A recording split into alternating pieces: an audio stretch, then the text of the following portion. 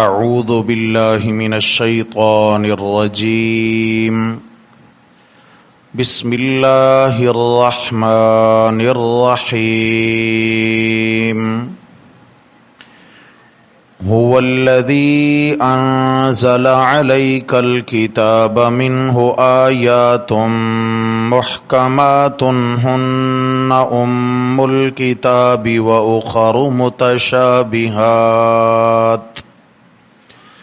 فَأَمَّا الَّذِينَ فِي قُلُوبِهِمْ زَيْغٌ فَيَتَّبِعُونَ مَا تَشَابَهَ مِنْهُ ابْتِغَاءَ الْفِتْنَةِ وَابْتِغَاءَ تَأْوِيلِهِ وَمَا يَعْلَمُ تَأْوِيلَهُ إِلَّا اللَّهُ والراسخون في العلم يقولون آمنا به كل من عند ربنا وما يذكر إلا أولو الألباب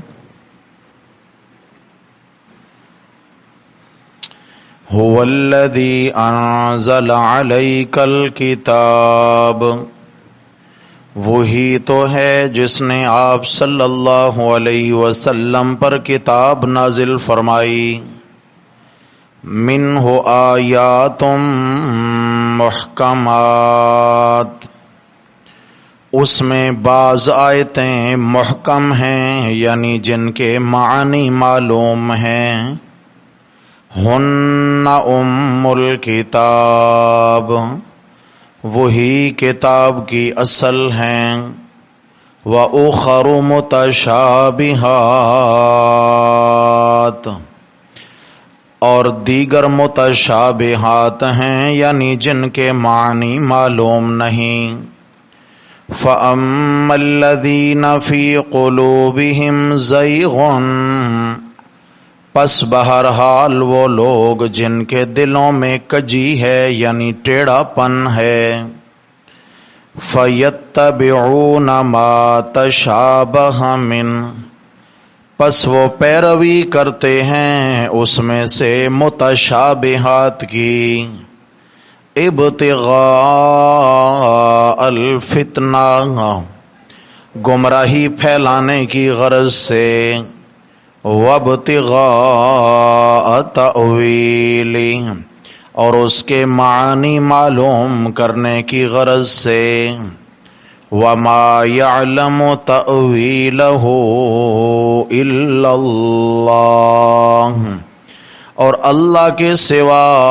ان کے معنی کوئی نہیں جانتا، والراسخون فی العلم یقولون، اور وہ جو علم میں مضبوط ہیں وہ علماء کہتے ہیں، آمنا بہ، کہ ہم اس پر یقین لائے، کل من عند ربنا، سارا کا سارا کلام ہمارے رب کی جانب سے اترا ہے، وما یذکر الا اولو الالباب،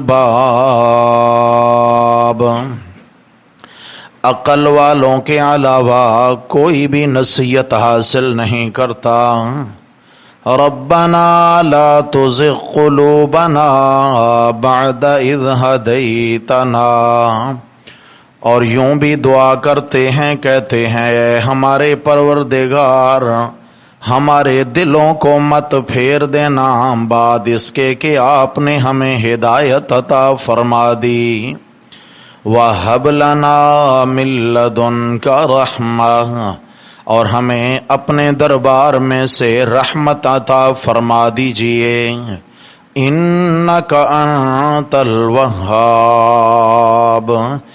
بے شک تو ہی ہے سب کچھ دینے والا، ربنا انک جامع الناس لیوم لا ریب فیہ، اے ہمارے پروردگار بے شک تو ہی لوگوں کو جمع کرنے والا ہے ایک ایسے دن میں جس کے آنے میں کوئی شک نہیں ہے۔ ان اللہ لا یخلف المیعاد، بے شک اللہ تعالی وعدے کی خلاف ورزی نہیں فرماتے۔ صدق اللہ ومن اصدق من اللہ قیلا۔ اللہم صل علی سیدنا و مولانا محمد وعلی آل سیدنا و مولانا محمد وبارک وسلم علیہ۔ گرامی قدر سامعین حضرات محترم، درس قرآن مقدس کے سلسلہ میں تیسرا پارہ سورہ آل عمران مبارکہ اور اس کی آیت نمبر 7 سے آیت نمبر 9 تک آج ہمارا سبق ہے۔ اللہ تبارک و تعالی حقائق قرآنیہ کو سمجھ کر عمل میں لانے کی توفیق نصیب فرمائیں۔ گرامی قدر سامعین، جیسا کہ آپ دوست جانتے ہیں کہ سورہ آل عمران میں اللہ تبارک و تعالی نے عیسائیوں کے گمراہ کن عقائد کا جواب ارشاد فرمایا ہے۔ یمن میں ایک علاقہ ہے نجران، وہاں سے عیسائیوں کے 60 جید علماء مدینہ میں اس غرض سے آئے کہ رسول اللہ صلی اللہ علیہ وسلم کے ساتھ ہم مناظرہ کریں گے، اور موضوع مناظرہ یہ ہوگا کہ اللہ تعالیٰ نے قرآن مجید میں حضرت عیسیٰ علیہ السلام کے لیے اور اسی طرح انجیل میں حضرت عیسیٰ علیہ السلام کے لیے روح اللہ، کلمت اللہ کے لفظ استعمال فرمائے ہیں، اور انجیل میں تو ابن اللہ کا لفظ بھی استعمال ہوا ہے۔ تو عیسائی علماء کا یہ دعویٰ تھا کہ اللہ تعالیٰ نے حضرت عیسیٰ علیہ السلام کے متعلق قرآن مجید میں روح اللہ کہا ہے، اللہ کی روح، حالانکہ اس کا لفظی مفہوم یہ بنتا ہے اللہ کی پیدا کی ہوئی روح۔ کیا مطلب ہے جی؟ اللہ کی روح سے مراد یہ نسبت ہے اللہ کی پیدا کی ہوئی روح۔ جیسے اللہ کی اونٹنی، قرآن میں آیا ناقۃ اللہ، اللہ کی اونٹنی، اس کا کیا مطلب ہے؟ اللہ کی پیدا کی ہوئی اونٹنی۔ ایسے بہت ساری چیزیں ہیں، بہت ساری چیزوں کے متعلق یہ نسبتیں ہیں۔ تو ان کا یہ خیال تھا کہ قرآن مجید میں جو یہ کہا گیا ہے روح اللہ، اللہ کی روح، تو جیسے عیسائیوں کا یہ گمراہ کن عقیدہ ہے کہ حضرت عیسیٰ علیہ السلام کے وجود میں اللہ تعالیٰ بطور روح کے اتر آئے ہیں، اور اللہ تعالیٰ حضرت عیسیٰ علیہ السلام کے چلتے پھرتے بدن میں موجود ہیں، اور اگر کسی نے اللہ کو دیکھنا ہو تو وہ جناب عیسیٰ علیہ السلام کو دیکھ لے۔ اللہ تبارک و تعالی نے فرمایا لقد کفر الذین قالوا ان اللہ هو المسیح ابن مریم، پکے کافر ہیں وہ لوگ جنہوں نے کہا کہ اللہ جو ہیں وہ عیسیٰ ہیں بیٹے مریم کے، یعنی ان کے اندر اللہ حلول کر آئے ہیں، اللہ اتر آئے ہیں۔ یہ عقیدہ کیا ہے؟ لقد کفر، کون سا عقیدہ ہے؟ یہ کفری عقیدہ ہے۔ اس طریقے سے انہوں نے کہا کہ جی قرآن مجید کے اندر کلمت اللہ کا لفظ ہے، اللہ کا کلمہ، اللہ کا کلمہ، تو معلوم یہ ہو گیا کہ ان الفاظ سے پتہ چلتا ہے کہ عیسیٰ علیہ السلام اللہ کا جز ہیں، اللہ میں سے ہیں، اور جیسا کہ ان کا عقیدہ ہے کہ اللہ کے بیٹے ہیں۔ اور جب یہاں تک بات ہو گئی ثابت، تو جناب اصل ہم یہ ثابت کرنا چاہتے ہیں، عیسائی علماء کہتے کہ حضرت عیسیٰ علیہ السلام غیب دان بھی ہیں اور نفع نقصان کے مالک بھی۔ جب اللہ کے جز ہیں تو جیسے بیٹا باپ کا جز ہوتا ہے، تو باپ نے اپنے کاروبار میں، اپنی دکان میں، اپنے گھر میں، اپنے معاملات میں بیٹے کو کہیں نہ کہیں تو اختیار دے رکھا ہوتا ہے نا، کہ آپ یہ دکان دیکھ لیجئے گا، آپ وہ والا کاروبار دیکھ لیں، آپ یہ والی سائٹ دیکھ لیں۔ تو یہاں کیا ہوتا ہے، جیسے بیٹا باپ کے کچھ معاملات میں صاحب اختیار ہوتا ہے، ایسے ہی حضرت عیسیٰ علیہ السلام اللہ تعالیٰ کے کچھ معاملات میں صاحب اختیار ہیں۔ اب کیا ہے نظریہ جی عیسائیوں کا؟ ارے کچھ اختیار کیا، یہ جو کائنات چل رہی ہے چلانے والے کون ہیں؟ حضرت عیسیٰ علیہ السلام۔ یہ ان کا نظریہ تھا۔ اللہ تبارک و تعالی نے سورہ آل عمران کی ابتدائی 80 آیات نازل فرما کر نجران کے علماء کے ان نظریات کا مدلل جواب ارشاد فرمایا۔ یہ تو ایک شبہ ہے، اسی طرح کے 5 شبہات وہ شروع میں ہم پڑھ آئے، آگے انشاءاللہ سبقن چلیں گے۔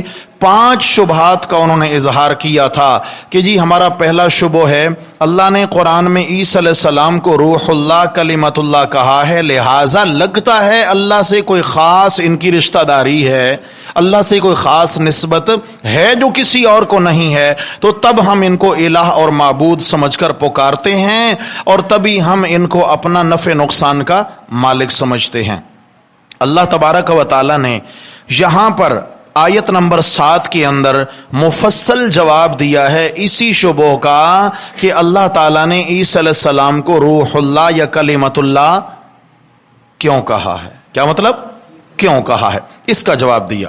اب ذرا میرے بھائیو سمجھیے گا، سب سے پہلے تو میرے رب نے قرآن مجید کی صداقت کو کھولا ہے کہ یہ قرآن میرے نبی کی جانب سے بنایا نہیں گیا، کسی مخلوق کی جانب سے بنایا نہیں گیا، بلکہ هو الذی انزل علیک الکتاب، وہی اللہ تو ہے جس نے آپ پر یہ کتاب نازل فرمائی ہے۔ قرآن کس نے نازل کیا؟ اللہ نے۔ کون وہی اللہ؟ ہوا پیچھے جو اشارہ آیا هو الذی یصورکم فی الارحام کیف یشاء، ارے وہی اللہ جو ماؤں کے پیٹوں میں تمہاری تصویر کشی کرتا ہے، جو تمہارے نقشے بناتا ہے۔ پھر آگے فرمایا لا الہ الا ہو، ارے وہی اللہ جس کے سوا کوئی عبادت کے پکاروں کے لائق نہیں ہے، وہی اللہ جو ہے نا هو الذی انزل علیک الکتاب، اسی اللہ نے آپ پر قرآن بھی نازل کیا ہے۔ لیکن اب عیسائیوں کا یہ کہنا کہ جی ان الفاظ سے پتہ چلا کہ ہمارے عقیدے ثابت ہو گئے، تو میرے پیغمبر ہم ذرا وضاحت کر دیتے ہیں، قرآن مجید میں یہ نہیں، اس طرح کے تو کئی اور بھی الفاظ استعمال ہوئے ہیں۔ تو کیا ہے؟ فرمایا منہ آیات محکمات، تھوڑی سی بات علمی ہو جائے گی لیکن میں کوشش کروں گا کہ بہت عام فہم کر کے آپ دوستوں کے سامنے رکھی جائے، انشاءاللہ آپ کے ذہنوں کی سطح سے بات اوپر کی نہیں ہوگی، اللہ کرے اللہ سمجھانے کی توفیق عطا فرمائے۔ قرآن مجید کا ویسے یہ با اعتبار سمجھنے سمجھانے کے مشکل ترین مقام ہے، یہ آیت جو ہے یہ علماء مفسرین کی رائے کے مطابق مشکل ترین مقام، لیکن آپ کے ذہنوں کے سطح کے مطابق انشاءاللہ بات ہوگی، اللہ کرے کہ ہمیں قرآن مجید کا یہ مقام سمجھ آ جائے۔ فرمایا منہ آیات محکمات، قرآن مجید کی آیتیں ہیں 2 قسم کی، شاباش بولیے کتنی جی؟ 2 قسم کی۔ نمبر 1 محکمات، نمبر 2 وَأُخَرُ مُتَشَابِهَاتِ، محکمات اور متشابہات، کچھ محکمات ہیں کچھ متشابہات ہیں۔ رہ گیا مسئلہ جو محکمات ہیں، میں نے معنی کیا تھا وہ آیتیں جن کا معنی سمجھنا آسان ہے، جن کا معنی معلوم ہے، محکمات جن آیتوں کا معنی معلوم ہے، متشابہات جن آیتوں کا معنی معلوم، قرآن کی وہ الفاظ جن کا معنی معلوم نہیں ہے۔ اب قرآن کی آیتیں 2 طرح کی ہیں، بعض آیتیں ایسی ہیں جن کا معنی مفہوم تفسیر تشریح سب کچھ معلوم ہے، سمجھنا آسان ہے، بعض آیتیں ایسی ہیں کہ ان کے اندر گہرائی میں اترنا تو دور کی بات، ان کا معنی تک کسی کو معلوم، بڑے بڑے علماء ہوں گے لیکن ان کو ان آیتوں کا معنی معلوم نہیں ہوگا، وہ ہیں محکمات، یہ ہیں متشابہات۔ فرمایا کہ جو محکمات ہیں، منہ آیات محکمات ہن ام الکتاب، یہی قرآن کی اصل ہیں، باقی نقل ہیں نہیں، اصل کہتے ہیں جڑ کو، اصل کسے کہتے ہیں؟ بنیاد کہتے ہیں، اصل اصول، جڑوں کی جڑ، یہ جو محکمات ہیں یہ اصل قرآن کی بنیاد ہیں، یعنی قرآن مجید اصل یہی محکمات سمجھانے کے لیے آیا ہے۔ قرآن مجید نے محکمات ہی سمجھانی ہے۔ محکمات کا مطلب وہ آیتیں جن میں حلال اور حرام کے مسئلے بیان ہوئے، وہ آیتیں جن کے اندر عقائد بیان ہوئے، وہ آیتیں جن کے اندر اللہ تبارک و تعالی نے جائز ناجائز کے احکامات بیان کیے، حدود بیان کی ہیں، اور اس طریقے سے اور بہت ساری چیزیں جو عموماً سمجھ میں آنے والی ہیں۔ مثال کے طور پر کیا ہے جی، کہیں پر نماز کا مسئلہ، کہیں پر زکوٰۃ کا مسئلہ، کہیں پر وراثت کا مسئلہ، کہیں پر حج کا مسئلہ، کہیں پر قاتل کو قتل کرنے کے لیے حد بیان ہوئی، اور کہیں پر قصاص بیان ہوا، کہیں پر اللہ نے شرابی کی حد بیان کر دی، کہیں چور کی حد بیان کر دی، کہیں زانی کی حد بیان کر دی۔ یہ کیا ہے؟ یہ سب محکمات ہیں۔ کیا ہے جی؟ مطلب یہ سمجھ آنے والی آیتیں ہیں۔ شاید بولیے کیا ہیں جی؟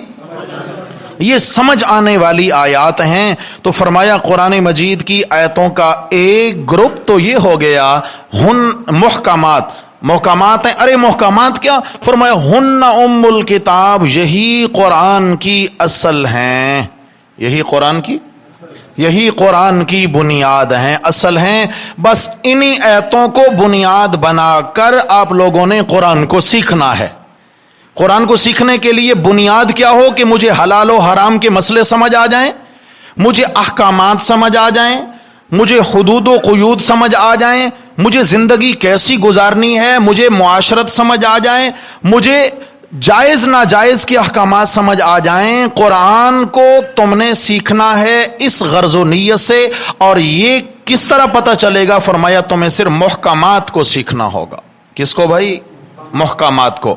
رہ گیا مسئلہ وَأُخَرُ مُتَشَابِهَاتٌ، قرآن کی آیتوں میں بعض متشابہات ہیں جن کا معنی معلوم نہیں ہے۔ مثال کے طور پر تقریباً 29 صورتوں کے شروع کے اندر حروف مقطعات ہیں، الف لام میم، الف لام را، الف لام میم را، حا میم عین سین قاف، کاف ہا یا عین صاد، حا میم قاف نون، اس طرح کے یہ حروف مقطعات بیان ہوتے ہیں، اس طرح کے حروف بیان ہو رہے ہیں، انہیں کہا جاتا ہے حروف مقطعات۔ اور جب بھی یہ جیسے ہم نے ابھی یہ سورت شروع کی تو اس سورت کے شروع میں آئی پہلی آیت الف لام میم، سمجھ آ گئی؟ تو معنی کیا کیا تھا اس کا میں نے؟ اللہ اعلم بمرادہ بذالک، اس کا معنی اللہ ہی بہتر جانتے ہیں، ہمیں معلوم نہیں ہے۔ حضرات مفسرین نے یوں ہی اس طرح کے الفاظ کے نیچے لکھا اللہ اعلم بمرادہ بذالک، اس کا معنی مفہوم کون بہتر جانتا ہے؟ لہذا ہمیں ان کی ٹوہ میں پڑھنے کی ضرورت۔ یہ اللہ تعالی نے، یہ اللہ کے راز ہیں، اللہ کے راز ہیں کہ کسی کو سمجھ آئے یا نہ آئے، میرے ان رازوں کے متعلق ان کا کیا عقیدہ ہے، ہمارا ایمان ہے، ہمیں سمجھ آئے نہ آئے، سب اللہ کا کلام ہے، سب برحق اور سچا ہے۔ سمجھ آئے نہ آئے کس کا کلام ہے؟ اللہ کا کلام ہے، برحق ہے، لا شک ہے اور سچا ہے۔ اچھا جناب ایمان، قرآن مجید کے اندر اس طرح اور کئی الفاظ استعمال ہوئے۔ مثال کے طور پر ید اللہ، اللہ کا ہاتھ، ید اللہ فوق ایدیہم۔ حضرت عثمان کے لیے جب بیعت ہو رہی تھی تو میرے رب نے فرمایا میرے پیغمبر انہوں نے آپ کی بیعت کر لی حضرت عثمان کی تائید میں، اب ان کے ہاتھوں پر میں اللہ کا ہاتھ ہے، ید اللہ فوق ایدیہم۔ صحابہ کے ہاتھ تو سمجھ میں آتے ہیں، اللہ کا ہاتھ کیسا ہوگا کسی کے سمجھ میں آتا ہے؟ کیوں؟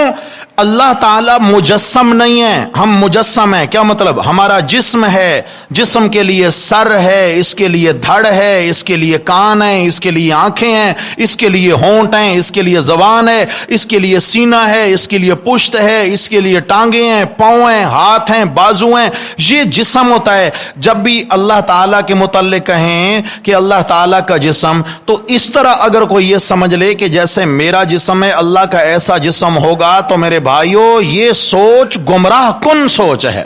کیا ہے؟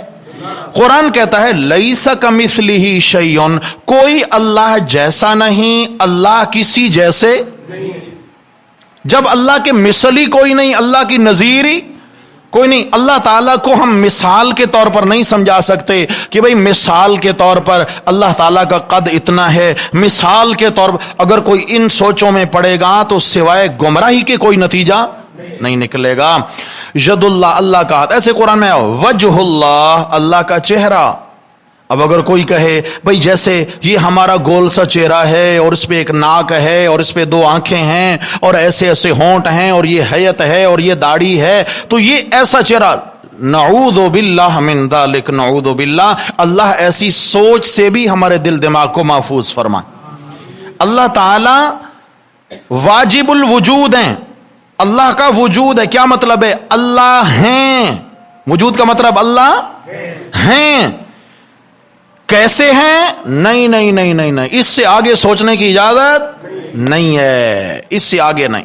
شیطان گمراہ جب کرتا ہے تو سوچ ڈالتا ہے اللہ تعالیٰ ہیں، اچھا اللہ تعالیٰ سب سے پہلے تھے اور سب سے آخر میں، اچھا اللہ تعالیٰ نے ساری کائنات کو بنایا۔ اب یہ شیطان آگے پٹی پڑا رہا ہے، جی بالکل بنایا۔ اچھا پھر اللہ نے آسمان بنائے، زمینیں بنائیں، پہاڑ بنائے، یہ سمندر، سب کچھ اللہ نے بنایا، پتہ نہیں اللہ کو کس نے بنایا ہوگا؟ پھسل گیا؟ نہیں پھسل گیا، راستے سے اتر گیا۔ اب شیطان چاہتا ہے کہ یوں یہ سوچنا شروع کرے اور اس کا ایمان ضائع ہو جائے۔ آگے اللہ کے نبی نے فرمایا سوچ پر بھی پابندی ہے، سوچ پر بھی، سمجھ آ گئی ہے؟ کوئی کہے میری عقل میری مرضی، نہ عقل تیری نہ مرضی تیری، نہ جسم تیرا نہ مرضی تیری۔ اللہ تعالیٰ نہیں چاہتے کہ میرے متعلق، میری ذات کے متعلق کوئی سوچے، ہاں اللہ کی صفات کے متعلق غور و فکر خوب کیا کرو۔ اللہ کی صفات، اللہ خالق ہیں، یعنی ساری کائنات کو کس نے بنایا؟ اب غور کیجئے، اللہ اکبر، یہ فلک بوس پہاڑ اللہ نے بنائے، سبحان اللہ، میرے اللہ تیری کیسی کاریگری ہے، یا اللہ یہ تو صرف ان کی، یا اللہ یہ تو صرف ان پہاڑوں کے سر ہیں، یہ تو ان کی ٹوپیاں اور پگڑیاں ہیں، اصل پہاڑ تو زمین کے اندر گاڑ دیے گئے، یہ پہاڑ میں دکھتے ہیں، حالانکہ یہ اصل پہاڑ وہ ہیں جو اللہ فرماتے ہیں میں نے زمین میں گاڑ کر زمین کو قابو کر رکھا ہے۔ اگر زمین قابو پہاڑوں کے ذریعے میں نہ کرتا تو زمین پانی پر تھی، اور جیسے کشتی پانی پہ ہچکولے کھاتی ہے تو زمین پانی پہ ہچکولے کھاتی اور انسان کی زندگی بے کیف و بے لذت ہو جاتی۔ تھوڑا سا زلزلہ طاری ہوتا ہے تو چیخیں نکل جاتی ہیں، اور اگر مستقل یہ کیفیت ہوتی تو کتنا بے سکونی ہوتی زندگی کے اندر۔ پھر انسان سوچی اللہ نے یہ آسمان کیسے بنائے اور ان کے نیچے کہیں پر کوئی پلر، کوئی سپورٹ نہیں ہے۔ اللہ تعالیٰ نے پھر آسمانوں کے اندر کیسے یہ چراغ رکھے ہیں، یہ چمکتے ہوئے ستارے، یہ ستاروں کے جھرمٹ، یہ سورج، یہ چاند، یہ نظام فلکی جو ہے اللہ نے بنایا ہے۔ پھر انسان سوچے کہ یہ حجر، یہ شجر، یہ باغات، یہ پودے، یہ پھل، یہ پھول، یہ کلیاں، ہاں جی ایک ہی زمین ہے، ایک ہی مٹی ہے، ایک ہی ندی کا پانی سیراب کرتا ہے، اور یہ جناب علی پھلدار درخت ہے، یہ پھولدار بوٹا ہے، یہ سبزی کی بیل ہے، یہ اناج ہے، یہ غلہ ہے، طرح طرح کی چیزیں اسی زمین کے ایک ٹکڑے پر اللہ تعالیٰ نے اگا دی ہیں۔ انسان اللہ تعالیٰ کی صفات میں غور کرے، اللہ تعالیٰ کی قدرتوں میں غور کرے۔ وفی کل شیء لہ آیۃ تدل علی انہ واحد، ساری چیزوں میں غور کرنے کے بعد نتیجہ یہ نکلتا ہے کہ ان سب کا بنانے والا اللہ وحدہ لا شریک ہے، یعنی کوئی اس جیسی کاریگری دکھا سکتا؟ اگر کوئی ہے تو ارونی ماذا خلقو، اللہ فرماتے ہیں اس کو ذرا نکال لاؤ سامنے، جس نے زمین میں کچھ بھی بنایا ہو، کچھ بھی، یا آسمانوں میں اس کا کوئی حصہ ہو، فرمایا نکال لاؤ ذرا میرے سامنے۔ جب اللہ تعالیٰ کی صفت خالقیت میں کوئی شریک نہیں تو اللہ تعالیٰ کی صفت معبودیت میں کوئی شریک نہیں ہو سکتا۔ اللہ اکبر۔ تو قرآن مجید میں متشابہات استعمال ہوئے ہیں، یعنی جن پر ہمارا یقین ہے۔ اللہ کا چہرہ کیسا ہوگا، اللہ کا ہاتھ، ایک ہی سوچ ہے، کما یلیق بشانہ، ہاں ہے کیسا ہے، جیسا اس کی شان کے لائق ہے، جیسا اس کی شان کے لائق ہے۔ ہم کہاں، وہ کہاں؟ نہیں، ہم مثالیں دے کر اللہ کی ذات کو نہیں سمجھا سکتے ہیں، مثالیں اللہ کی ذات کے لیے نہیں دینی ہیں، یہ اللہ تعالیٰ کے لیے متشابہات استعمال ہوئے۔ اب ان کی گہرائی میں جانے کی قرآن اجازت کہ قرآن نے کہا جی وجہ اللہ، اللہ کا چہرہ، لو جی شروع ہو جاؤ، سوچنے لگ جاؤ، اس پر کتابیں لکھنے شروع کر دو، ید اللہ، اللہ کا ہاتھ، اس پہ کتابیں لکھو۔ نہیں، ماں سوائے گمراہی کے ہاتھ آنے والا کچھ نہیں ہے۔ اس لیے اب خیال کرنا، عیسائیوں کے مولویوں کو بھی ٹھوکر لگی، واپس آ رہے ہیں۔ قرآن مجید میں اس طرح کے لفظ استعمال ہو گئے ہیں، یہ متشابہات ہیں، ان کا معنی کسی کو معلوم نہیں ہے، اور محکمات ہیں، ان کے تابع رہ کر زندگی گزارنی ہے، وہی تمہارا اوڑھنا بچھونا ہے، وہی تمہارا مقصود زندگی ہے۔ جو آیات کون سی ہیں؟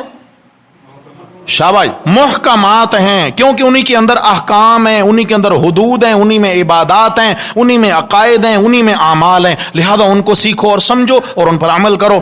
رہ گئے متشابہات، تو قرآن میں جو لفظ آیا کلمت اللہ، عیسیٰ علیہ السلام اللہ کا کلمہ ہیں، یہ بھی متشابہ ہے۔ روح اللہ، اللہ کی روح ہیں، یہ بھی متشابہ ہیں۔ انجیل میں آیا ابن اللہ، یہ بھی متشابہات میں سے ہے۔ انہوں نے سمجھ لیا یہ جیسے ہمارے بیٹے ہوتے ہیں، اللہ کا بھی ایسے بیٹا ہے، اللہ تعالیٰ بھی اس طریقے سے باپ ہیں، اللہ نے بھی اولاد بنا رکھی ہے عیسیٰ علیہ الصلوۃ والسلام کو۔ تو یہ متشابہات میں پڑے تو نتیجہ گمراہی نکلا۔ اب ذرا آگے چلیے میرے بھائیوں، جاگ رہے ہیں بھائی؟ خدا کے لیے جاگنا، قرآن نے چھلنی لگائی ہے یہاں پر۔ دو قسم کی آیتیں سمجھ میں آ گئی ہیں، میں اس سے آگے آپ کو نہیں لے جانا چاہتا، اس سے آگے اگر میں لے کے چلوں گا تو پھر تیر آپ کے سر کے اوپر سے جائیں گے، کوئی فائدہ نہیں ہوگا۔ اتنی بات یاد رہے، محکمات وہ جن کا معنی معلوم ہے، متشابہات وہ جن کا معنی کسی کو معلوم نہیں ہے۔ دونوں کے ساتھ تعلق کیا رکھنا ہے؟ اور جی تعلق بتایا، فرمایا فَأَمَّا الَّذِينَ فِي قُلُوبِهِمْ زَيْغٌ فَيَتَّبِعُونَ مَا تَشَابَهَ مِنْهُ، پس وہ لوگ جن کے دلوں میں میل ہے، زیغن کھوٹ ہے، کجی ہے، جن کے دلوں میں ٹیڑھا پن ہے، سمجھے، جو کہتے ہیں جو دل کے ٹیڑے ہیں، جن کے دلوں کے برتن الٹے ہیں، فرمایا ان کا حال یہ ہے فَيَتَّبِعُونَ مَا تَشَابَهَ مِنْهُ، وہ ہمیشہ متشابہات کے پیچھے پڑے رہتے ہیں۔ کن کے پیچھے؟ متشابہات کے پیچھے پڑے رہتے ہیں۔ کیوں متشابہات کے پیچھے جاتے ہیں؟ فرمایا ان کے دو مقاصد ہیں، جن کے دلوں میں ٹیڑھا پن ہے، جن کے دلوں میں کھوٹ ہے، میل ہے، دل زنگ آلود ہیں، فرمایا وہ متشابہات کے پیچھے پڑھ کر زندگیاں ضائع کرتے ہیں۔ پہلا ان کا مقصد ابتغاء الفتنۃ، وہ گمراہی پھیلانا چاہتے ہیں۔ کیا؟ اب اگر کوئی بندہ اللہ تعالیٰ کا چہرہ سمجھانے لگ جائے، اللہ کے ہاتھ سمجھانے لگ جائے، تو کیا نتیجہ نکلے گا بھائی؟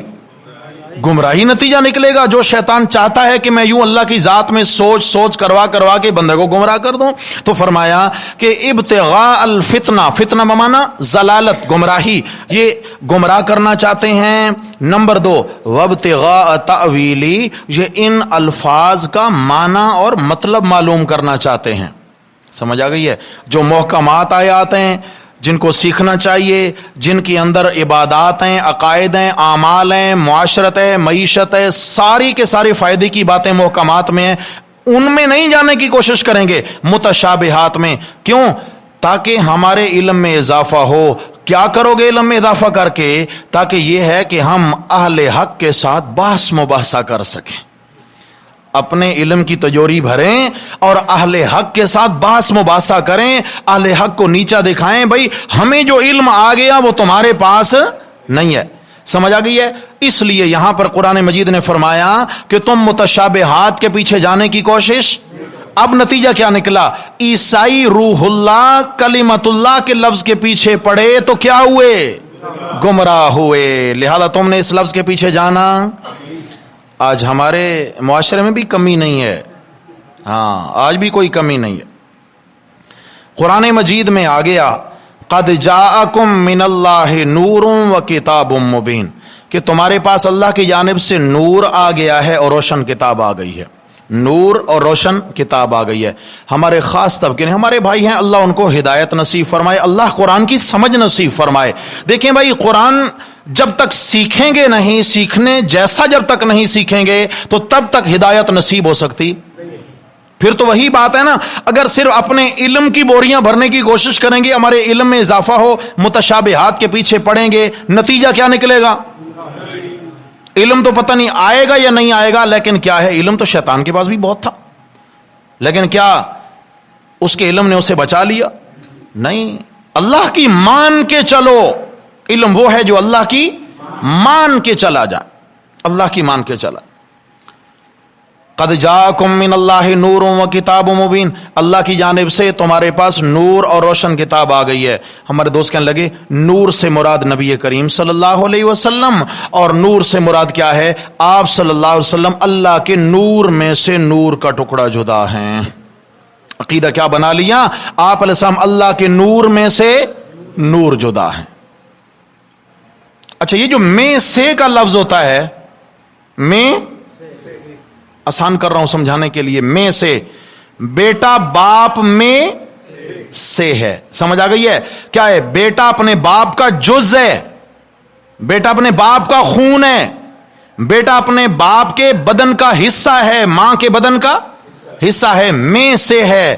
یہ کہنا آپ اللہ کے نور میں سے ہیں، کیا مطلب ہوگا؟ آپ اللہ تعالی کے وجود کے حصہ ہیں، ٹکڑے ہیں، آپ اللہ کے وجود سے نکلے ہیں۔ قرآن نے کیا کہا؟ لم یلد ولم، نہ کوئی اللہ سے نکلا ہے، نہ اللہ کسی سے نکلے ہیں، سمجھ آ گئی ہے؟ نہ کوئی اللہ سے آیا، نہ اللہ کسی سے آئے ہیں، لم یلد ولم۔ سورہ اخلاص نے بتا دیا کوئی اللہ میں سے جدا ہوا، کوئی اللہ تعالی کا ٹکڑا نہیں ہے، کوئی اللہ کا ٹکڑا نہیں ہے۔ پھر یہ لفظ تھا متشابہ، اور قرآن کی محکمات آیات، قرآن نے کیا کہا؟ قل، سورہ کہف جمعہ والے دن پڑھتے ہیں، اللہ پڑھنے کی توفیق دے، پورا ہفتہ زمین سے آسمان تک نور منور اور روشن رہتا ہے انشاءاللہ۔ اس ہفتے میں موت آ گئی تو اللہ اسی نور کی روشنی میں انشاءاللہ جنت میں پہنچا دیں گے، ضرور اہتمام فرمایا کرے، اللہ مجھے آپ کو توفیق نصیب فرمائے۔ سورہ کہف کی آخری آیت، 16ویں پارہ میں سورہ کہف ختم ہو رہی ہے، آخری آیت گھر میں ترجمہ دیکھ لینا، قل انما انا بشر مثلکم، قل، میرے پیغمبر بتا دیجئے، فرما دیجئے، لوگوں کو بتا دیجئے۔ اب یہ محکم آیت ہے، انما انا بشر مثلکم، بے شک میں بھی تم جیسا انسان ہوں، بشر مثلکم، تم جیسا، یوحی الیہ، میرے تمہارے بیچ فرق یہ ہے کہ مجھ پہ اللہ کی وحی آتی ہے، میں نبی ہوں، تم میرے امتی ہو۔ فرق کیا ہے؟ یعنی تم جیسا ہوں، اس کا مطلب قطعی طور پہ یہ نہ سمجھنا جیسے ہم سیاہ کار ہیں، نعوذ باللہ، ایسے نہیں نہیں نہیں نہیں میرے بھائیو، یہ قطعی مطلب نہیں ہے قرآن کا۔ ایک آیت آئی سورہ کہف کے آخر میں، آخری آیت، آیت نمبر غالباً 110 ہے، ایک آیت 24ویں پارہ میں سورہ حامیم السجدہ کی آیت نمبر 6 ہے، سیم آیات ہیں، قل انما انا بشر مثلکم یوحی الیہ، کہ میں تم جیسا بشر ہوں، انسان ہوں، مجھ پر اللہ کی وحی آتی ہے۔ اس کا تم جیسا یہاں سے پھر گمراہ کرنے کی کوشش کی جاتی ہے، ارے نعوذ باللہ، نبی کو اپنے جیسا کہتے ہیں۔ میرے بھائیو، اس سے مراد یوں نہیں کہ جیسے ہماری آپ کی زندگی گناہ والی ہے، ایسی نعوذ باللہ ایسی بات نہیں ہے۔ اس کا مطلب ہے جیسے تم اولاد آدم ہو، یوں میں بھی اولاد آدم ہوں، جیسے تم انسان ہو میں بھی انسان ہوں، تم آدمی ہو میں بھی آدمی ہوں، تم بشر ہو میں بھی بشر ہوں۔ رہ گیا فرق یوحی الیہ، میرا ڈائریکٹ رابطہ کس سے ہے؟ یوحی الیہ، مجھ پہ اللہ کی وحی آتی ہے، وحی آتی ہے۔ تو کیا خیال ہے پھر؟ کیا ہے؟ صفت ہم جیسی ہوئی؟ تو آسان الفاظ سمجھیں، اللہ کے نبی ذات کے اعتبار سے انسانوں جیسے ہیں، ذات کے اعتبار سے، ذات انسانیت ہے، لیکن صفات میرے نبی کی سب سے اعلیٰ ہیں۔ صفات، اچھا، پتھر کیا لفظ ہے؟ حجر، عربی میں حجر کہتے ہیں، اردو میں پتھر کہتے ہیں۔ ایک وہ پتھر ہے جو دیوار میں لگا ہے، ایک وہ پتھر ہے جو باہر روڈ پہ لگا ہوا ہے، آج کل تو ویسے بھی خوب لگے ہیں پتھر ان دنوں میں، صحیح ہے جی۔ اچھا، ایک وہ پتھر ہے جو مسجد کے مصلی پہ لگا ہوا ہے، جہاں نماز پڑھتے ہیں فرش میں لگا ہوا ہے، ایک وہ پتھر ہے جو بیت اللہ کے کونے میں لگا ہے، حجر اسود۔ سب برابر ہیں؟ بولو بھائی، نام کے سب کیا ہیں؟ پتھر. کیا ہیں؟ نام سب کا پتھر ہے مگر شان برابر. جو روڈ پہ لگا ہے وہ اس انگوٹھی میں لگے نگینا اور اس پتھر کی شان کا مقابلہ نہیں کر سکتا ہے. اور جو یہاں لگا ہے، جو مسجد کے مصلی پہ لگا ہے، یہ اس کا مقابلہ نہیں کر سکتا. اور جو بیت اللہ کے کونے میں لگا ہے، کائنات کا کوئی پتھر اس کی شان کا مقابلہ نہیں کر سکتا ہے، نہیں کر سکتا ہے، نہیں کر سکتا ہے. تو میرے بھائیوں، نام کے سب پتھر ہیں مگر شان برابر. یوں نام کے سب بشر ہیں مگر شان برابر نہیں ہے. یاقوت حجر لا کل حجر، محمد بشر لا کل بشر. یاقوت بھی نام کا تو پتھر ہے مگر دوسرے نگینوں سے بالکل ہٹ کر ہے. میرے نبی نام کے بشر ہیں مگر سارے بشروں سے شان میں بہت ہٹ کر ہیں، بہت ہٹ کر ہیں میرے نبی صلی اللہ علیہ وسلم. یہ کہا گیا. پھر یہ میرے سامنے 15واں پارہ ہے اور سورت کا نام ہے سورہ بنی اسرائیل. آیت بھی وہی قدرتی کھل گئی سامنے. سورہ بنی اسرائیل ہے، 15واں پارہ ہے اور اس کی آیت نمبر 93 کے اندر اللہ تعالیٰ نے میرے نبی صلی اللہ علیہ وسلم کی زبانی خود تعارف کروایا. میرے پیغمبر آپ اپنا تعارف کرائیے لوگوں کو. قل، فرما دیجئے، سبحان ربی، میرا رب شریکوں سے. بولو بھائی، میرا رب شریکوں سے، یعنی میرے رب کے پاس جو اختیارات ہیں وہ اختیار کسی اور کے پاس. چونکہ پیچھے وہ سارے اختیارات اور معجزات کی بات چل رہی ہے پچھلی چند آیات میں کہ مشرکین مکہ نے کہا اگر آپ اللہ کے سچے نبی ہیں تو مکہ کی سنگلاخ چٹانوں میں سے پانی کے چشمے جاری کر دیے. اگر آپ اللہ کے سچے نبی ہیں تو آپ کا ایک کھجوروں کا، ایک انگوروں کا باغ ہونا چاہیے مکہ میں. اگر آپ اللہ کے سچے نبی ہیں، اللہ تعالیٰ کے ساتھ آپ کا خاص تعلق ہے، تو پھر جناب کیا ہو آپ کے باغات کے اندر پانی کی ندیاں جاری ہوں. اگر آپ اللہ کے سچے نبی ہیں تو ہم نہیں مانتے، ہم پر آسمان کا ٹکڑا گرا دیجئے. یہ قرآن کہہ رہا ہے، پچھلی آیات کا مفہوم بتا رہا ہوں. اگر آپ اللہ کے سچے نبی ہیں، سچے نبی ہیں، تو پھر ایسا کریں، اللہ کو کہیں ہمارے سامنے آ کر ہم سے بات کرے اور کہے کہ یہ میرا سچا نبی ہے. اگر آپ اللہ کے سچے نبی ہیں، والملائکۃ قبیلا، فرشتوں کو ہمارے سامنے لے آئیے اور فرشتے کہیں یہ اللہ کا سچا نبی ہے، اس کی بات مان لو. اگر آپ اللہ کے سچے نبی ہیں تو پھر آپ کا ایک سونے کا محل ہونا چاہیے. اگر آپ اللہ کے سچے نبی ہیں، ہمارے دیکھتے دیکھتے آسمان پہ چڑھ جائیے، وہاں سے لکھا لکھایا قرآن لے آئیے اور ہمیں پڑھنے کی طاقت ہو جائے، ہم خود پڑھ کے مطالعہ کر کے اس کو سمجھیں. کیونکہ آپ کہتے ہیں کہ اللہ مجھے معراج پہ لے گئے ہیں، ذرا ہمارے دیکھتے دیکھتے آسمان پہ چڑھ جائیے. یہ ساری باتوں کا انہوں نے مطالبہ کیا. کنہوں نے؟ مشرکین مکہ نے. اللہ تعالیٰ نے فرمایا میرے پیغمبر جی ان کو 100 باتوں کا ایک ہی جواب دیجئے. قل، فرما دیجئے، سبحان ربی، میرا رب شریکوں سے. کہ تم نے یہ جتنے کام کہے ہیں ان میں سے کوئی ایک بھی میرے بس میں نہیں. یہ سارے کام کس کے اختیار میں ہیں؟ میرے رب کے اختیار میں. سبحان ربی، اگر میں ان میں سے کوئی کام کرنے کی طاقت رکھتا ہوتا تو اپنے رب کا شریک بن جاتا. حالانکہ سبحان ربی، میرا رب شریکوں سے. حل کن تو، ارے میں کون ہوں، میری کیا پوزیشن ہے، میرا تعارف الا بشر الرسولا، میں بشر پیغمبر ہوں. باشرن رسولن، باشرن. پورا قرآن پڑھیں، اللہ پڑھنے کی توفیق دے، مطالعہ فرمائیں، بغور بغور ترجمے سے قرآن پڑھیں.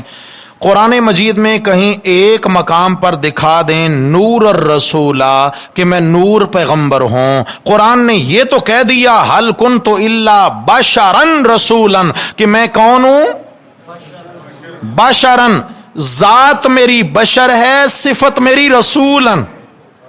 میں ذات کا انسان ہوں مگر صفت میری رسالت ہے، میں اللہ کا پیغمبر ہوں، اللہ کا رسول ہوں. اللہ اکبر، اللہ اکبر. واپس آئیے. تو میرے بھائیوں، اس طرح متشابہات میں لوگوں کو ڈال کر کہ دیکھو جی دیکھو جی اللہ کے نبی کو نور نہیں مانتے. میرے بھائیوں، میرا عقیدہ سمجھیے، میرے اسلاف، میرے کابرین کا عقیدہ قرآن و سنت کی روشنی میں یہ ہے، آپ صلی اللہ علیہ وسلم بشر بھی ہیں، آپ نور بھی ہیں. بولو، جھگڑا رہا؟ آپ بشر بھی ہیں، آپ کہیں گے جی ہم کیسے فرق کریں گے، کیا مطلب ہے؟ تو جو آیت میں نے 15ویں پارے کی آیت نمبر 93 بتائی ہے اس نے وضاحت کر دی. آپ علیہ السلام کی ذات بشر ہے، آپ کی ساری صفتیں نورانی ہیں، آپ کی ساری صفتیں. کہتے ہیں نا نبی کریم صلی اللہ علیہ وسلم کے نورانی طریقوں پر چل کر دونوں جہانوں کی کامیابی. کون سے طریقے؟ نورانی طریقے. میرے نبی صلی اللہ علیہ وسلم کی ایک ایک سنت کہو نور. کیا ہے؟ نور ہے. میرے نبی صلی اللہ علیہ وسلم کا اخلاق نور ہے. میرے نبی صلی اللہ علیہ وسلم کا طریقہ عبادات نور ہے. میرے نبی صلی اللہ علیہ وسلم کا طریقہ تجارت. ارے نور تو ہے جس میں اللہ نے ہدایت رکھی ہے. میرے نبی کی ذات بشر. کیسے؟ آپ صلی اللہ علیہ وسلم نے نماز پڑھائی. ابو داؤد میں روایت ہے. نماز پڑھائی 4 رکعت والی نماز تھی جیسے ظہر یا عصر, اور 2 رکعت پڑھا کے آپ نے سلام پھیر دیا. 2 رکعت پڑھائی, سلام پھیر دیا. اب صحابہ کرام خاموش ہیں. ادب کی وجہ سے صحابہ نہیں بول رہے. ادب بھی بہت تھا کہ پتہ نہیں کیا ہو گیا ہے. ایک روایت میں آیا کہ آپ علیہ السلام ابھی وہاں بیٹھے تھے, اور ایک روایت میں کہ آپ علیہ الصلوۃ والسلام اٹھے اور اپنے حجرہ میں تشریف لے گئے. پیچھے صحابہ میں چمے گوئیاں شروع ہو گئیں کہ آپ علیہ السلام نے 2 پڑھائی ہیں, کیا ہو گیا؟ واللہ عالم خیر و حکم بدل گیا ہے, کیا ہو گیا ہے؟ آپ علیہ السلام نے جب صحابہ کی یہ آپس میں چمے گوئیاں سنی تو تشریف لائے. آپ صلی اللہ علیہ وسلم نے فرمایا کیا ہو گیا, کیا ہو گیا؟ باقی پہلی صف والے خاموش ہیں, ابو بکر بھی, عمر بھی, عثمان و علی بھی, ادب ہے, خاموش ہیں. پچھلی صفوں میں سے ایک دیہاتی صحابی اٹھے. جو دیہات کے لوگ ہوتے ہیں نا, اتنا ان کو زیادہ ادب آداب کا پتہ, وہ بات کرتے ہیں بالکل ٹھوسی. اب حضرت ارباز بن ساریہ رضی اللہ تعالیٰ عنہ, لقب ان کا ہے ذوالیدین, لمبے لمبے ہاتھ تھے. آپ ان کو لمبے ہاتھوں والا صحابی ذوالیدین کہا کرتے تھے, محبت سے ذوالیدین. اب ذوالیدین پچھلی صفوں سے اٹھے اور عرض کرتے ہیں اقصرت الصلاۃ ام نسیت یا رسول اللہ. یا رسول اللہ یہ بتائیے, یہ نماز اللہ کی جانب سے کم ہو گئی ہے یا آپ بھول گئے ہیں؟ انداز دیکھیں نا, بالکل ٹھوس اور کھرا انداز. آپ نے فرمایا کل ذالک لم یکن, کل ذالک لم یکن. ارباز کیا کہتے ہو؟ دونوں باتوں میں سے کوئی بھی نہیں ہوئی ہے. میں نے 4 رکعت پڑھائی ہیں, نہ نماز کم ہوئی ہے اور نہ میں بھولا ہوں. کل ذالک لم یکن. ذوالیدین کہتے ہیں یا رسول اللہ, اللہ نہ بھلائے تو آپ نے رکعت تو 2 ہی پڑھائی. ابو بکر کیا کہتے ہیں, ذوالیدین کیا کہتا ہے, عمر فلاں فلاں. یا رسول اللہ سچ کہتا ہے. یا رسول اللہ, یہ صحابی, بات ایسی ہوئی ہے, نماز تو آپ نے 2 رکعت پڑھائی ہیں, اب حکمت کیا ہے یہ تو آپ ہی جانا. حکمت کیا؟ آپ صلی اللہ علیہ وسلم اٹھے, آپ نے دوبارہ نماز پڑھائی, اور نماز پڑھانے کے بعد میرے نبی صلی اللہ علیہ وسلم کے الفاظ ابو داؤد شریف کی حدیث میں آپ نے پہلا جملہ کیا فرمایا؟ انما انا بشرن, انما انا بشرن. او بھائی میں بھی تو انسان ہوں.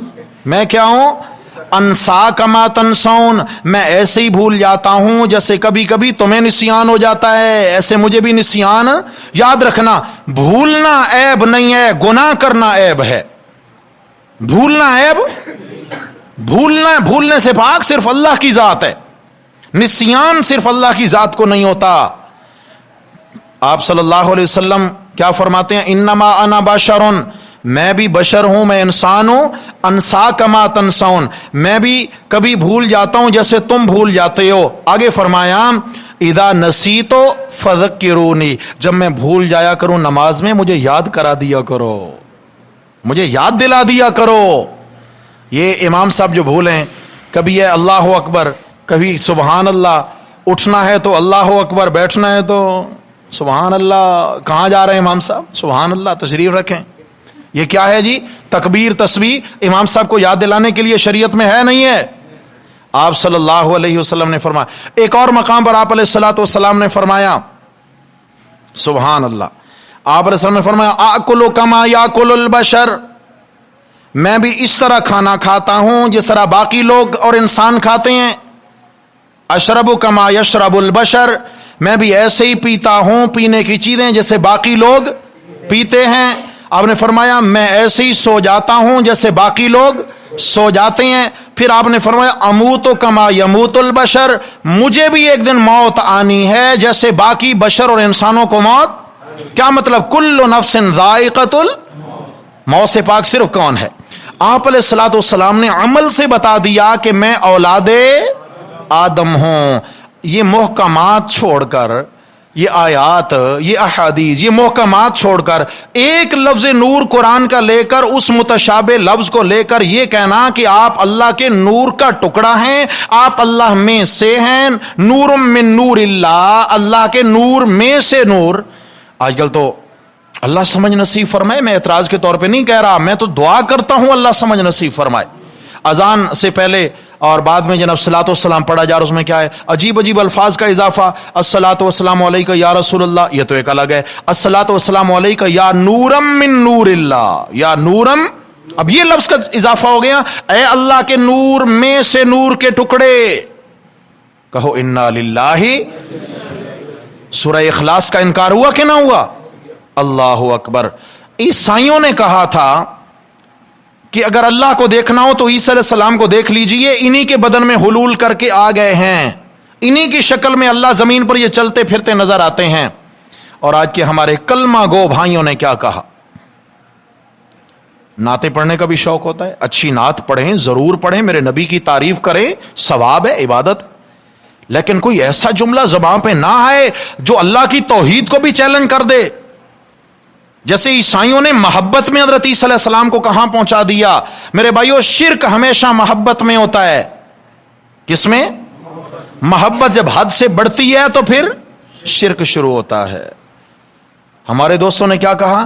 وہی جو مستوی عرش تھا خدا ہو کر، کہ جو وہ عرش پہ خدا نام کی ایک ہستی تھی، وہی جو مستوی عرش تھا خدا ہو کر اتر پڑا مدینہ میں مصطفیٰ ہو کر.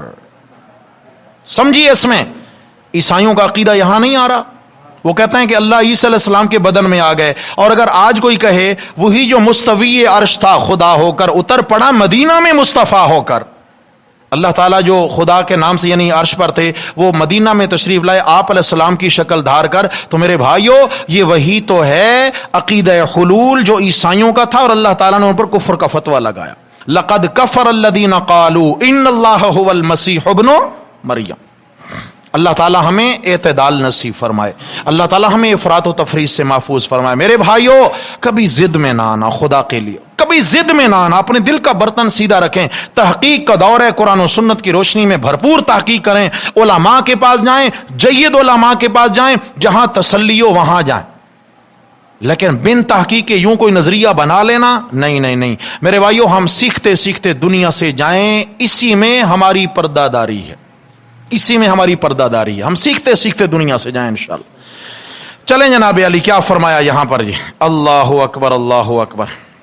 یہ سورہ آل عمران فرمایا فَأَمَّا الَّذِينَ فِي قُلُوبِهِمْ زَيْغٌ، جن لوگوں کے دلوں میں میل ہے، فَيَتَّبِعُونَ مَا تَشَابَهَ مِنْهُ، وہ تو قرآن کی متشابہات کے پیچھے پڑے رہتے ہیں. جن کے دلوں میں کیا ہے؟ میل ہے. یا اللہ چاہتے کیا ہیں؟ فرمایا ابتغاء الفتنہ، گمراہ کرنا چاہتے ہیں.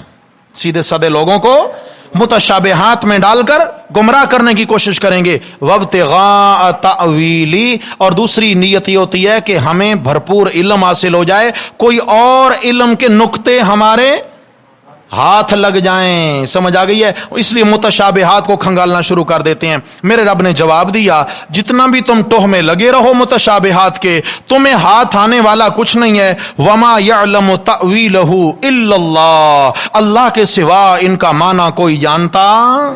یہ قرآن نے واضح بتا دیا، وما يعلم تأویلہ الا اللہ. ان کی تشریح، ان کی تفسیر، ان کی تعویل کون جانتا ہے؟ اللہ ہی جانتے ہیں. اس لیے میں نے عرض کیا، اللہ کا چہرہ ہاتھ کیسا، کما یلیق بشان ہی، اللہ اپنی آپ جانے، اللہ اپنی آپ جانے. اس میں ہمیں کہیں پر بھی جو ہے نا پڑھنے کی ضرورت نہیں ہے. آگے فرمایا وما، اچھا جی یہ جو لفظ ہے نا جی وما یعلم تأویلہ الا اللہ، لفظ اللہ پر وقف کرنا لازم ہے. جب بھی تلاوت کریں ویسے کریں یا نماز میں، وما یعلم تأویلہ الا اللہ، یہاں وقف کرنا لازم ہے. اگر آگے بڑھے تو ایمان ضائع ہونے کا خطرہ ہے. اگر آگے ملایا والراسخون فی العلم، اس کا معنی یہ ہو جاتا ہے وما یعلم تأویلہ الا اللہ والراسخون فی العلم. اس کا معنی کیا ہو جائے گا کہ ان متشابہات کا معنی اللہ بھی بہتر جانتے ہیں اور جید علماء بھی جانتے ہیں. معنی یہ ہو جائے گا. اور وقف کریں گے تو معنی ہوگا وما یعلم تأویلہ الا اللہ، اللہ کے سوا کوئی بھی ان کا معنی نہیں جانتا. معنی بدل گیا نہیں بدل گیا؟ اس لیے لفظ اللہ پر یہاں وقف کرنا ہے. والراسخون فی العلم، اچھا جی وہ تو ہیں دل کے ٹیڑے لوگ، ان کی تو پہچان سمجھ میں آ گئی ہے، متشابہات کے پیچھے پڑے رہیں گے. والراسخون فی العلم، وہ علماء جو مضبوط ہیں علم میں، یقولون آمنا بہ، ان کے سامنے جب متشابہات کی بات کی جائے تو وہ کہتے ہیں بھائی ہمارا ان پر ایمان ہے. شاوی بولو کیا ہے؟ ہمارا ان پر ایمان. سمجھ آئیں یا نہ آئیں ہمارا ان پر کہ سب سچ ہے، سب اللہ کی جانب سے ہے، ہمارا اس پر ایمان ہے، یقین ہے کہ یہ سچا کلام ہے. اور آگے فرمایا کل من عند ربنا، اور یہ کہتے ہیں یہ جتنی آیات ہیں محکمات یا متشابہات سب اللہ کی جانب سے اتری ہیں، ہم کسی کا بھی انکار کرنے کو تیار، یعنی ہمیں سمجھ آئے یا نہ آئے وہ کلام سچا ہے، وہ کلام ربی ہے، اور ہمیں سمجھ آئے نہ آئے اس پر ہمارا ایمان ہے. وما یذکر الا اولو الالباب، میرے رب نے فرمایا عقل والے ہی اس سے نصیحت پکڑیں گے، جن کی کھوپڑیوں میں عقل نہیں ان کو فائدہ. جھنجھوڑ دیا اہل علم طبقہ کو کہ علم تمہارا تمہیں نصیب ہو، رکھو اپنے پاس. تمہاری عقل پہ سوال اٹھتا ہے جب متشابہات میں پڑھتے ہو، تو تمہاری عقل پہ سوال اٹھتا ہے. جو متشابہات میں پڑھ کر لوگوں کو گمراہ کرنے کی کوشش کرے گا، عالم تو دور کی بات، اس کی کھوپڑی میں عقل نام کی چیز نہیں ہے. عجیب بات کہہ دی میرے رب نے، وما یذکر الا اولو الالباب. اور پھر جو اہل علم ہیں جن کا علم مضبوط ہے، مضبوط علم. اچھا آپ علیہ الصلوۃ والسلام نے مضبوط علم والے عالم کی ایک اور بھی نشانی بیان کی ہے. جب اس سے کوئی دین کی بات پوچھی جائے اور اگر اس کو اس وقت مطالعہ نہ ہو، معلوم نہ ہو، مسئلہ ذہن میں نہ ہو، تو وہ یہ نہیں کہتا، یعنی کہیں نہ کہیں سے جوڑ توڑ کر کے ٹھیک ہے جی پردہ ہی رہ جائے میرا، اگر میں نے مسئلہ نہ بتایا تو یہ کہیں گے یار یہ کہاں سے پڑھ کے آیا ہے. تو وہ کہہ دیتا ہے لا اعلم، مجھے فی الحال اس کا پتہ، بھئی میں تحقیق کروں گا، مطالعہ کروں گا، تحقیق کر کے مسئلہ حل کر کے آپ کو بتاؤں گا، اس لیے فی الحال مجھے پتہ نہیں ہے. جس کو معلوم نہیں مسئلہ، عالم ہے مسئلہ معلوم فی الحال نہیں ہے اور نہ معلوم ہونے کی وجہ سے کہہ دیتا ہے کہ مجھے فی الحال پتہ نہیں، فرمایا یہ بھی آدھا علم ہے. یہ بھی کیا ہے؟ معلوم یہ ہو گیا کہ عقلی گھوڑا دوڑا دینا یہ جہالت ہے، یہ علم نہیں ہے. اس لیے رسوخ فی العلم کا تقاضا ہے کہ مسئلے کی خوب تحقیق کر کے لوگوں کو مسئلہ بتایا جائے. اللہ تعالی ہمیں یہ ذمہ داریاں صحیح طریقے سے نبھانے کی توفیق عطا فرمائے. امتحان ہے بھائی ہمارا، یہ بڑا امتحان ہے. اللہ تعالیٰ کی مدد و نصرت شامل حال رہے. اچھا جناب، اہل علم کی کوئی اور نشانی فرمایا ان کا اللہ سے خاص تعلق ہوتا ہے. اہل علم، مضبوط علم والے، ان کا اللہ سے تعلق کیا ہے؟ دعائیں مانگتے ہیں. ربنا لا تزغ قلوبنا بعد اذ ہدیتنا وہب لنا من لدنک رحمہ انک انت الوہاب. یہ دعا ہوتی ہے، اے ہمارے رب جیسا آپ نے ہمیں ہدایت عطا فرما رکھی ہے، محکمات کا علم دیا ہے، متشابہات کا یقین دیا ہے، محکمات کا علم دیا ہے، متشابہات کا یقین دیا ہے. اے میرے اللہ یہ تو نے ہمیں ہدایت عطا فرما دی، یا اللہ کبھی ہمارے دلوں کو اس ہدایت سے پھیر نہ دینا. کیا مطلب ہے؟ یا اللہ ہمارا خاتمہ ایمان پر فرمانا. خاتمہ، علماء نے لکھا ہے جو چاہتا ہے کہ میرا خاتمہ ایمان پر ہو 7 اعمال لکھے ہیں. میں نے غالباً حنفیہ میں ایک درس میں وہ 7 اعمال شاید بیان کیے تھے. کسی ساتھی کو یاد ہے؟ 7 چیزیں بتائی تھیں، پھر کبھی بتا دیں گے انشاءاللہ. جو چاہتا ہے کہ اللہ کرے میرا خاتمہ ایمان پر ہو، 7 اعمال، ان میں سے ایک یہ عمل ہے، یہ عمل کہ یہ دعا پڑھتا رہے ربنا لا تزغ قلوبنا بعد اذ ہدیتنا وہب لنا من لدنک رحمہ انک انت الوہاب. یا اللہ کبھی بھی اس دی ہوئی ہدایت سے ہمارے دلوں کو ٹیڑھا نہ کر دینا، ہمارے دلوں کو پھیر نہ دینا. یا اللہ کبھی ہمیں ہدایت سے محروم نہ کر دینا. وَهَبْ لَنَا مِن لَّدُنْكَ رَحْمَةً، ہمیں اپنی جانب سے رحمت عطا کرنا، ہمیں ہمارے حوالے نہ کر دینا، ہمیں ہماری طبیعتوں کے سپرد نہ کر دینا. میرے اللہ ہمیں اپنی رحمت کا سایہ نصیب رکھنا، ہمیں اپنی رحمت کی چھاؤں نصیب رکھنا. نمبر 3 انک انت الوہاب، سب کچھ دینے والا جو تو ہے. وہاب ہبا سے ہے، وہاب یعنی حبلنا، وہاب کیا کرنے والا؟ سب کچھ دینے والا، سب کچھ دینے والا. انک انت الوہاب، سب کچھ دینے والے کو کیا کہتے ہیں؟ وہاب. بولو وہاب، سب کچھ دینے والا. اور اگر اس نے بعض چیزوں کے اختیارات اپنی مخلوق کو دے دیے تو سب کچھ دینے والا ہوا؟ جی یہ تو بعض کو اپنا شریک بنا لیا. لہٰذا اللہ نے اپنے کسی اختیار میں کسی کو شریک بنایا، نہ بی بی مریم کو بنایا، نہ جناب عیسی علیہ السلام کو بنایا، نہ اہل بیت اطہار کو بنایا، نہ پنجتن پاک کو بنایا، نہ کسی امام کو، نہ حضرت علی کو، نہ حضرت ولی کو. کسی کو بھی اللہ نے اپنے اختیار میں شریک. بھائی یہ ایمان بناؤ، یہ ایمان ہے. اشہد ان لا الہ الا اللہ وحدہ لا شریک لا شریک اکیلا ہے، اپنی ذات میں، صفات میں، عبادات میں، اختیارات میں اس کا کوئی شریک. یہ ایمان ہے، ایمان ہے. لہذا تشریح ہوگی تو ایمان بنے گا نا. پردے ڈالتے رہیں کیسے پتا چلے گا کیسے وحدہ لا شریک ہے؟ چلیے جناب، انک انت الوہاب، میرے اللہ سب کچھ دینے والا تو ہے. بیماری کس نے دی اور صحت کون دے گا؟ جی اللہ ہی دے گا. چلیں اچھا، یہ دکان کس نے نصیب فرمائی؟ اور اگر کبھی کسٹمر کم ہو گئے تو پھر کسٹمر کا رخ کون بنائے گا؟ برکت کون دے گا؟ نہیں. اب کیا ہے جی، تھوڑے سے کسٹمر کم ہو گئے، برابر والے نے بندش کروا دی ہے. اس بابا کے در پہ، اس بابا کے در پہ، یہ بابا وہ بابا، باباؤں کی تو لینے لگی ہوئی ہیں. ایک تو بیچارہ کاروبار کے اعتبار سے بیٹھ گیا، اور اوپر سے جو بچا کھچا کچھ نہ کچھ پاس ہوتا ہے در غریبی، وہ سارا باباؤں پہ لوٹا کے بالکل فارغ ہو بیٹھتا ہے، بالکل ختم. وہ بھی کہتے ہیں، یہ ابھی کل کی بات ہے، پتہ چلا ہمارے ایک ساتھی ہیں قریبی، میں نے ان کو بتایا بھائی الحمدللہ آپ کلیئر ہیں، کوئی مسئلہ آپ کے ساتھ نہیں ہے، کاروبار ہے اونچ نیچ پورے ملک میں. بھائی کوئی کاروباری ہے جو متاثر نہیں ہے آج کل؟ چھوٹا تھوڑا متاثر ہے اور بڑا زیادہ متاثر ہے. تو وہ بھی ہمارے ساتھی ہیں، ان کا کام تو بہرحال وہ متاثر تھے. میں نے کہا بھائی نظر ہوتی رہتی ہے، دم کرتے رہا کریں، کوئی مسئلہ نہیں، لیکن یہ بندش اور یہ جو معاملات ہیں نا کسی نے کروا دیا، کوئی ایسا چکر نہیں ہے. بہرحال ان کو شاید یقین نہ آیا، کہیں چلے گئے کسی بابا کے پاس کورنگی میں. کل بابا جی نے انہیں کہا کہ بھائی ہم آپ کا توڑ کریں گے، ہرن کی آنکھ لانا پڑے گی. ہاں ہرن کا سر تو سمجھ میں آتا ہے، لیکن ہرن کی آنکھ لازمی بات ہے. اب یہ ہوگا بھائی ہرن کہیں سے تازہ دستیاب ہوگا تو آنکھ نصیب ہوگی، آنکھ پہ ہو جائے گا عمل، باقی ہرن دمادم مست کلندر، سب کچھ اندر، سب کچھ فارغ.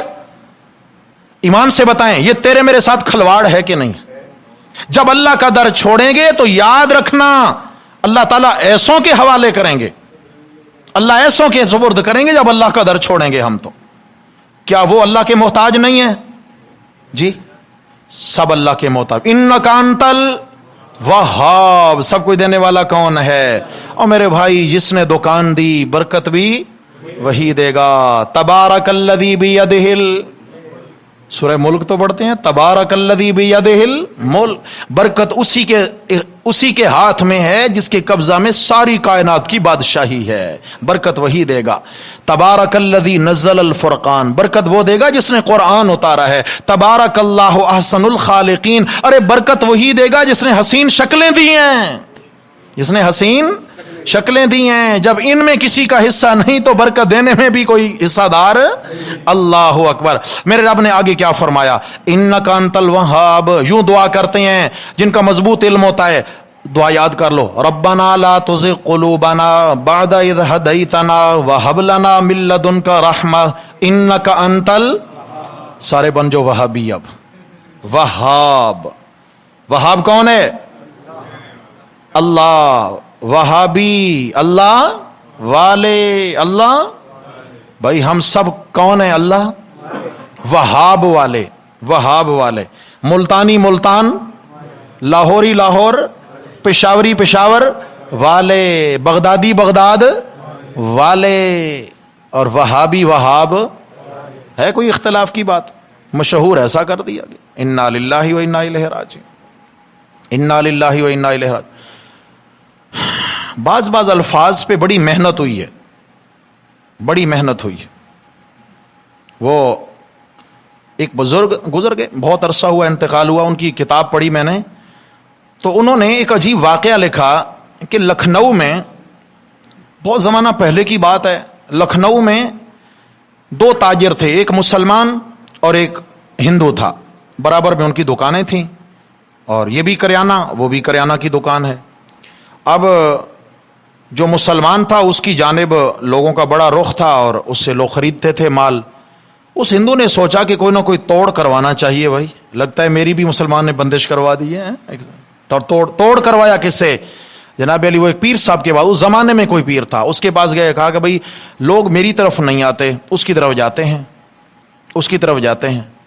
تو پیر صاحب نے کہا میں تمہیں ایک کاغذ لکھ دیتا ہوں اور اس کو تم نے اپنی دکان کے باہر یوں چوک میں لگا دینا ہے، یعنی بینر سمجھیں یا جیسے بھی اشتہار لگا دینا ہے۔ کیا لکھا تھا کہ یہ مسلمان جو ہے یہ وہابی ہو گیا ہے، بس اتنا جملہ لکھنا تھا۔ مسلمان کیا ہو گیا ہے؟ جو بھی ہوتا، توبہ توبہ، نعوذ باللہ نعوذ باللہ، یہ وہابی ہو گیا ہے، چھوڑو اس کی دکان سے سامان نہیں لینا، اب تو ہم ہندو سے سامان خریدیں گے۔ اب ہندو سے سامان خریدنے لگے، مسلمان بیچارہ بیٹھ گیا۔ اب مسلمان کو پتہ چلا فلاں بابا کی کارستانی ہے، چلے گئے، ڈبل فیس لگائی ہوگی، کہا بابا جی توڑ کیجئے۔ بابا جی نے کہا کہ اب کیا ہے، یہ تم جا کے اپنی دکان پہ لگا دینا، اور بابا کا اس کے اندر ریفرنس ہے کہ جناب علی اب یہ مسلمان ہو گیا، اب ہندو وہابی ہو گیا ہے۔ اب ہندو کیا ہو گیا ہے؟ اب ہندو خالی بیٹھ گیا جی، ہندو وہابی ہو گیا۔ انا للہ، ہائے ہائے، وہ کہنا نا کہ بھائی تیرا کان کتا لے گیا ہے، سمجھ آ گئی؟ یہ بندہ سارا دن دوڑتا رہے، گلیوں میں کتے کو ڈھونڈتا رہے، میرا کان کتا لے گیا۔ او بھائی تھوڑی سی تکلیف کر، ذرا کان تو سنبھال لے، کان تو سنبھال لے۔ بدنام کیا جا رہا ہے، یہ ہو گئے وہاب۔ کس کا نام ہے؟ اور وہابی اللہ والے، وہاب والے۔ وہاب کا معنی کیا ہے؟ سب کچھ دینے والا۔ کیا دینے والا؟ گھر کون دیتا ہے؟ بیوی بچے کون دیتا ہے؟ صحت عزت کون دیتا ہے؟ رزق روزی کون دیتا ہے؟ سب کچھ تو اسی نے دیا۔ اور پھر جب نام اس کا آتا ہے وہاب تو ہمیں مروڑ اٹھنے لگ جاتے ہیں۔ اللہ تعالیٰ نے فرمایا کہ جو عقل والے ہیں، اہل علم ہیں، وہ اپنی دعا میں یہی کہتے ہیں انکا انتل وہاب۔ وہ تو اس کو اس نام کے وسیلے دے کر پکارتے ہیں، پھر کہتے ہیں ربنا انکا جامع الناس، اے ہمارے رب بے شک آپ لوگوں کو جمع کرنے والے ہیں، لیوم لا ریب فیہ، اس دن میں جس کے آنے میں کوئی شک۔ یا اللہ قیامت آنے والی ہے، ہم قیامت کی تیاری کرتے ہیں، میرے مولا ہمیں قیامت میں کامیاب فرمانا۔ ان اللہ لا یخلف المیعاد، بے شک اللہ وعدے کے خلاف، اللہ نے ایمان والوں سے کامیابی کے وعدے کر رکھے ہیں، اور جو دل کے آڑے ٹیڑے ہیں ان کے ساتھ کامیابی کا وعدہ۔ لہٰذا کبھی دل کے ٹیڑے مت بننا، کبھی دل کے برتن الٹے مت ہونے دینا۔ اللہ تبارک و تعالی کی، اللہ کے کلام کو، چاہے وہ محکمات و متشابہات ہمیں سمجھ آئے یا نہ آئے، ہمارا ایمان ہے سب کلام کس کی جانب سے آیا؟ اور اللہ نے بھیجا، سچا کلام ہے۔ محکمات میں گھس جائیں، محکمات کو سیکھیں، محکمات کو اپنائیں، محکمات پہ عمل کریں، اور محکمات کی وضاحت تشریح تفسیرات علماء کریں، لیکن متشابہات میں گھسنے کی اجازت کیوں آئی ہے؟ فرمایا تمہارا امتحان ہے، امتحان ہے۔ اگر کہو جی ایمان ہے تو کامیاب ہو گئے، اگر ان کی ٹوہمیں پڑ گئے، ان کو چیک کرنے لگے تو ناکام ہو گئے، ناکام ہو گئے۔ باقی رہے گا مسئلہ الف لام میم ہا میم عین سین قاف وغیرہ وغیرہ، یہ جو حروف ہیں جن کو متشابہات کہا گیا، ہمیں ان کا کوئی فائدہ؟ فرمائے فائدہ یہ ہے معنی سمجھ آئے یا نہ آئے، ایک ایک حرف پڑھو گے میں اللہ 10 نیکیاں عطا فرماؤں گا۔ قرآن کا معنی سمجھ آئے یا نہ آئے، تلاوت کرنے سے فائدہ ہوا نہیں ہوا؟ دعا ہے اللہ تعالیٰ ہم سب کو عمل کی توفیق نصیب فرمائے۔